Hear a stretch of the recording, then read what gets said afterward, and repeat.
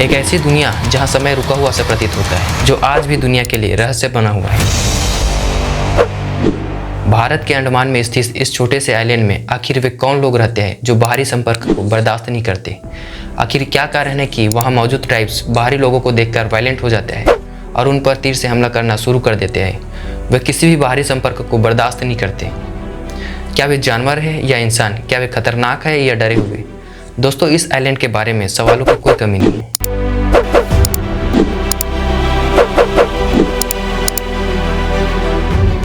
दोस्तों, अंडमान की राजधानी पोर्ट ब्लेयर से लगभग 65 किलोमीटर की दूरी पर एक आइलैंड स्थित है, जो महज 72 स्क्वायर किलोमीटर में फैला हुआ है, जिसे नॉर्थ सेंटिनल आइलैंड के नाम से जाना जाता है। सेंटिनल आइलैंड कई महीनों में देखा जाए तो आज भी दुनिया से अनजान है। लोग इस आइलैंड को अनडिस्कवर्ड आइलैंड या मिस्टीरियस आइलैंड के नाम से भी जानते हैं, क्योंकि आज भी लोगों को इस आइलैंड में मौजूद ट्राइब्स के बारे में कोई सटीक जानकारी नहीं है। यहाँ मौजूद आदिवासियों की भाषा, संस्कृति आज तक कोई समझ नहीं पाया। ये लोग कितनी संख्या में इस आइलैंड पर है, कौन से कानून इन पर लागू होते हैं, आखिर कैसे ये ट्राइब्स हजारों सालों से इस छोटे से आइलैंड पर अपने अस्तित्व को बनाए हुए हैं, ये सब कुछ रहस्य बना हुआ है। दोस्तों, बात है नवंबर 2018 की, जब एक अमेरिकन मिशनरी जॉन एलन चाउ अंडमान आइलैंड पर अपने धर्म के प्रचार के लिए गए हुए थे। तभी चाउ को इस सेंटिनल आइलैंड में रहस्यमय तरीके से रह रहे कुछ आदिवासियों के बारे में पता चलता है। चाउ उन ट्राइब्स के लोगों को क्रिश्चियनिटी के बारे में अवगत कराना चाहते थे, ताकि ये लोग भी ईसाई धर्म को माने। दोस्तों, धर्म प्रचार की ऐसी पागलपंती शायद आपने कभी नहीं देखा, लेकिन चाउ इस प्रतिबंधित सेंटिनल आइलैंड पर जाने की कोशिश करता है, परंतु उसका इस आइलैंड पर जाना इतना आसान नहीं था।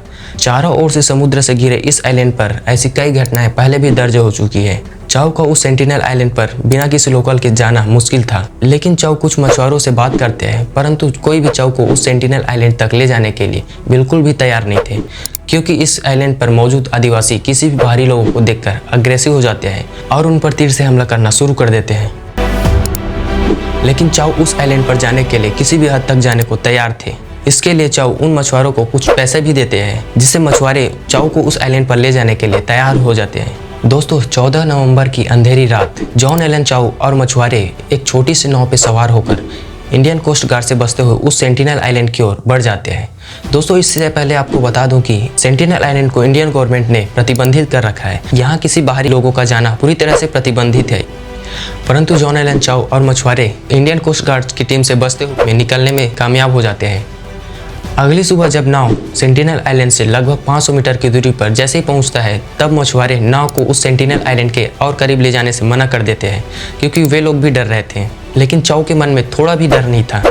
चाउ अपने साथ लाए कुछ सामान और सूखी मछलियों को अपने साथ लेकर उस आइलैंड की ओर बढ़ जाते हैं। जैसे ही चाउ उस आइलैंड के किनारे पर पहुंचता है, तो उनको झाड़ियों से कुछ सेंटिनलीज उनकी ओर तेजी से बढ़ते हुए दिखाई देते हैं। उनके हाथों में तीर और भाले थे और उनके चेहरे पर पीले रंग की धारियां बनी हुई थी।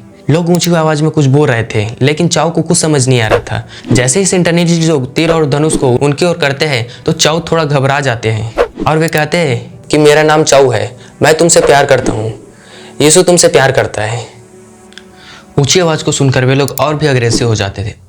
तभी जॉन अपने साथ लाए कुछ सूखी मछलियों के टुकड़े को उनकी ओर फेंकने की कोशिश करते हैं। तभी एक छोटे से तकरीबन 10 से 12 साल के सेंटिनलीज ने जॉन पर तीर से हमला कर दिया। बाय चांस तीर चाउ के दाएं हाथ में लिए उस बाइबल में जाकर लग जाती है और उसकी जान बच जाती है। पैनिक में आकर जॉन वहां से भाग निकलते हैं और तैरते हुए जैसे तैसे अपनी नाव तक पहुंच जाती है। उस रात हुए इस पूरे घटना को जॉन अपनी डायरी में नोट करते हैं। चाउ अपने फैमिली को एक लेटर लिखता है, जिसमें चाउ कहता है, आप लोग सोच सकते हैं कि मैं इन सब में पागल हूँ, लेकिन मुझे लगता है कि यीशु के बारे में इन्हें बताना सही है।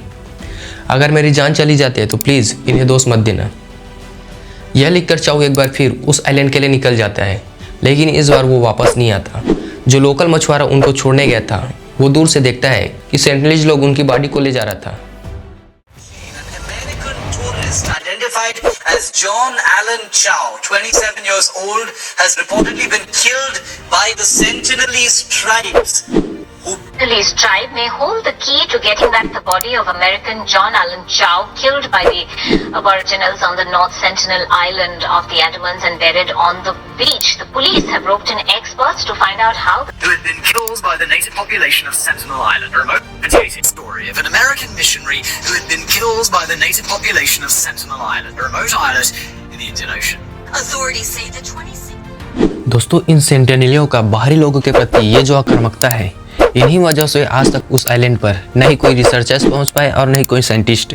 यही कारण है कि आज तक उनकी भाषा को कोई समझ नहीं पाया और न ही उनके बारे में आज तक कोई सटीक जानकारी जुटाई जा सकी। आज भी ये लोग तीर भाले जैसे बहुत ही बुनियादी उपकरणों का उपयोग शिकार करने के लिए करते हैं। इस आधुनिक दुनिया से ये लोग पूरी तरह अनजान हैं। आखिर क्यों हमें इनके बारे में जानने की जरूरत है? दोस्तों सेंटिनेल लोग मानव इतिहास का एक जीवित उदाहरण है। वे हमें यह समझने में मदद कर सकते हैं कि मनुष्य कैसे रहते थे जब वे पहली बार पृथ्वी पर आए।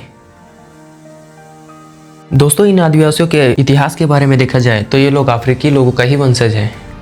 ये आदिवासी आज से तकरीबन 60 से 70 हजार साल पहले अफ्रीका से माइग्रेट कर इस आइलैंड तक पहुंचे थे। तब से ये लोग बाहरी दुनिया से पूरी तरह कट ऑफ रहे। इसका मतलब ये कि ये लोग खेती करना सीखे ही नहीं और न ही बाहरी दुनिया को ये लोग समझ पाए। आज से करीब 10 से 12 हजार साल पहले खेती का आविष्कार हो चुका था, लेकिन इस टाइप को खेती की आवश्यकता महसूस ही नहीं हुई। इन्हें पता भी नहीं कि खेती जैसी कोई चीज़ होती है। आज भी लोग पाषाण युग के लोगों की तरह शिकार करना, पेड़ों से फल तोड़कर खाना, भोजन के लिए जानवरों और मछलियों का शिकार करना इनकी दिनचर्या में शामिल रहे। इन्हीं कारणों से इस टाइप को पाषाण युग की आखिरी जनजाति कहा जाता है। 1966 से 91 के बीच टी.एन. पंडित इकलौते ऐसे शख्स थे जो सही मायने में उन आदिवासियों से मिलकर आए थे। उन्होंने अपने उस जर्नी के कुछ एक्सपीरियंस भी शेयर किए। उनके हिसाब से उस आइलैंड पे जाने के लिए छोटी टुकड़े में दोपहर या शाम के समय जाया जा सकता है, क्योंकि इस समय आदिवासी समुद्र के किनारे बहुत ही कम रहते हैं। टी.एन. पंडित बताते हैं कि आज भी उस आइलैंड में 70 से 80 आदिवासी रहते हैं जो बाहरी दुनिया से बिल्कुल अलग रहना पसंद करते हैं। उनका मानना है कि उन आदिवासियों को गलत मानने से बेहतर है कि हम खुद अपने आप को देखें, क्योंकि हम उनके इलाके में घुसने की कोशिश कर रहे हैं, न कि वो तो बस खुद को बाहरी लोगों से अपने आप को बचाने की कोशिश कर रहे हैं। साल 2004 की बात है जब बंगाल की खाड़ी में एक भयंकर विनाशकारी सुनामी आई थी। इंडियन गवर्नमेंट ने अपने एक कोस्ट गार्ड की टीम को उस आइलैंड की स्थिति का जायजा लेने के लिए वहां भेज दिए। जैसे ही कोस्ट गार्ड की टीम हेलीकॉप्टर से उस आइलैंड के नजदीक से उड़ान भरती है तो हेलीकॉप्टर पर तीरों की बौछार होती है जो उन सेंटिनेलों द्वारा किया जाता है। इससे स्पष्ट हो जाता है कि यहाँ आदिवासी स्वस्थ है और उन्हें कोई नुकसान नहीं हुआ। कुछ लोगों का तर्क है कि इस सेंटिनेल आइलैंड को संरक्षित रखना चाहिए, वहीं कुछ लोगों का कहना है कि इन लोगों से संपर्क करना चाहिए। दोस्तों सेंटिनेल आइलैंड ही दुनिया का एकमात्र ऐसा स्थान है जहां मानव सभ्यता अपनी प्राचीनतम अवस्था को बरकरार रखा है। यह आइलैंड मानवता की सांस्कृतिक विविधता का एक अनमोल खजाना है। यहाँ के लोगों का जीवन और उनकी संस्कृति दुनिया के बाकी हिस्सों से बिल्कुल अलग है। वैज्ञानिक दृष्टिकोण से देखा जाए तो यहाँ से हमें मानव सभ्यता का विकास और सामाजिक संगठन के बारे में कई महत्वपूर्ण जानकारी मिल सकती है। वे हमें यह समझने में मदद कर सकते हैं कि मानव समाज कैसे विकसित हुआ। इन आदिवासियों के पास बाहरी दुनिया के बीमारियों के प्रति कोई प्रतिरोधक क्षमता नहीं है। बाहरी लोगों के संपर्क में आने से उन्हें कई गंभीर बीमारियां हो सकती हैं, जिससे उनकी पूरी जनजाति खतरे में पड़ सकती है। इंडियन गवर्नमेंट ने इस आइलैंड को संरक्षित क्षेत्र डिक्लेयर कर रखा है। यहाँ किसी भी प्रकार के बाहरी व्यक्ति का प्रवेश प्रतिबंधित है। इस आइलैंड से एक निश्चित दूरी तक किसी भी प्रकार के नाव या जहाज प्रवेश नहीं कर सकते। इंडियन नेवी और इंडियन कोस्ट गार्ड इस आइलैंड की दूर से निगरानी करते हैं ताकि कोई भी इंडिगत तरीके से इस आइलैंड पर न जा सके। यहाँ तक कि इस आइलैंड पर किसी भी प्रकार से रिसर्च की भी अनुमति नहीं है। इस आइलैंड को संरक्षित क्षेत्र घोषित करना इंडियन गवर्नमेंट की महत्वपूर्ण कदम है। इससे न केवल उनकी संस्कृति बचेगी बल्कि उनकी सुरक्षा भी सुनिश्चित होगी। दोस्तों इन आदिवासियों के बारे में आपकी क्या राय है? कमेंट करके ज़रूर बताएं।